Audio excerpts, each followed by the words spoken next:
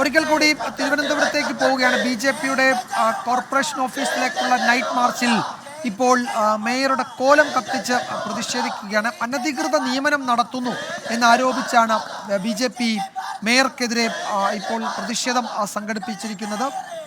Night മാർച്ചാണ് അത്. മേയറുടെ കോലം കത്തിച്ചുള്ള പ്രതിഷേധമാണ് അവിടെ നടക്കുന്നത്. MG പ്രതീഷ് തുടരുന്നുണ്ട്. പ്രതീഷ്, നേരത്തെ തുടക്കത്തിൽ ഒരു ഉന്തും തള്ളും, ഒരു നേരിയ സംഘർഷാവസ്ഥ ഉണ്ടായിരുന്നു. കോലം കത്തിച്ച് പ്രതിഷേധിച്ച് പ്രവർത്തകർ പിരിയുമോ?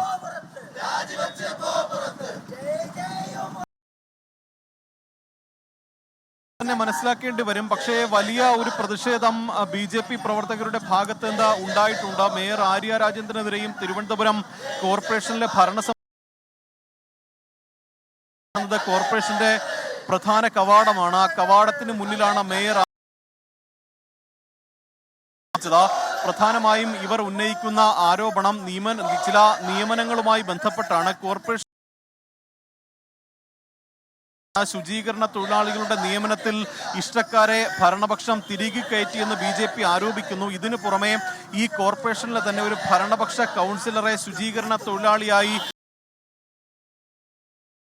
പ്രവർത്തകരുടെ ഭാഗത്ത് നിന്ന് ഉണ്ടായത്. ആദ്യഘട്ടത്തിൽ ഇന്ന് ഉച്ചയ്ക്ക് ചേർന്ന കൗൺസിൽ യോഗത്തിലായിരുന്നു ആ പ്രതിഷേധം. പക്ഷേ ആ പ്രതിഷേധം കോർപ്പറേഷന് പുറത്തേക്കും വ്യാപിപ്പിച്ചിരിക്കുന്നു. പുറത്തേക്കും